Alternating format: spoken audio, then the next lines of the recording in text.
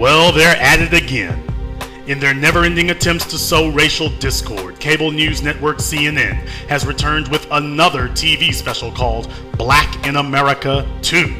And I'm sure we can expect the same slack-jawed banality that we received from the original special. Let's take a look at their first program.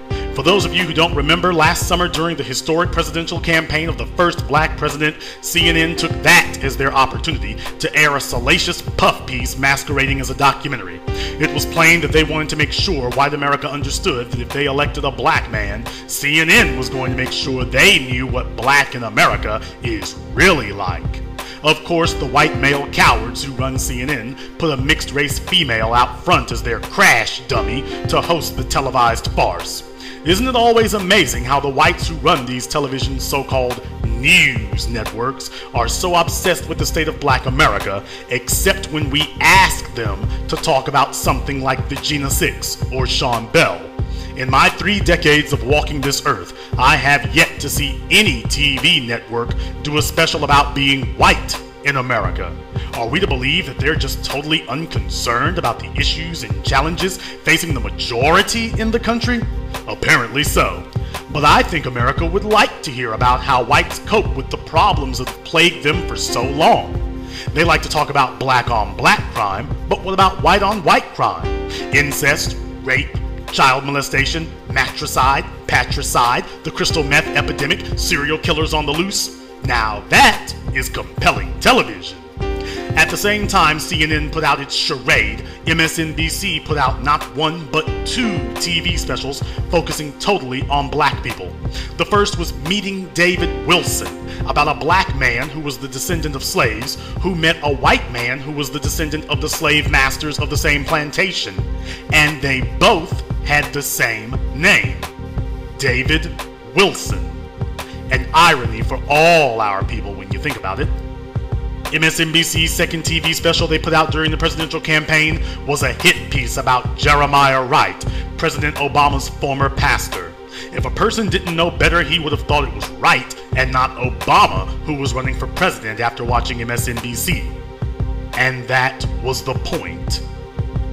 How many times do I have to tell you? We have no friends.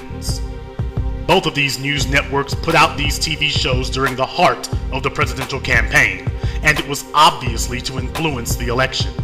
Now that that has failed, CNN is trying to cover its tracks by dragging out yet another overhyped broadcast as a sequel to the original. Some people claim this was insightful, thought-provoking television. However, the little bit I had seen was cluttered, rambling, and aimless, and it missed more than one opportunity to address some real issues. Case in point, consider this exchange during their original broadcast. This is 2008. Women still have a place. We still have to be submissive. We still have to be supportive of our man. We've gotten so independent. I don't need a man. I'm working. I'm doing my job. I got my house. Probably 70% of women, single women from the age of 25 to 35 to 40 have their own house and paying their own mortgage. Okay, right. So what does that mean? So with that, like I'm right, crazy. right. So if you don't come correct and you look and you come to me, I am. Well, what's correct? What's correct? What's correct? Your own house. And he has it. Good credit. And I'm just keeping it real. Good credit. He's got all of those. Okay. In fact, he's the only one with all of that. Yeah. Notice what she didn't say. She didn't say the man had to have a clean criminal record. She didn't say the man had to have good grammar. She didn't say the man had to be faithful. She simply wanted to see his resume and financial statement. The fact she spoke more like a banker than a female looking for a mate was totally lost on the other guests and the producers of the show. Had she been a white woman, they would have edited out that part entirely. No white person and no white person's news network will ever be able to tell us what it's like to be black in America. And don't put your faith in Soledad O'Brien either. She just said on Twitter that she's off to start work on Latino in America, yet another sequel to the sequel. And considering that she has white, black, and Hispanic heritage, I guess they feel that they found the perfect human shield to promote their cause. But all of us are mature enough to understand that they don't give a care about black America.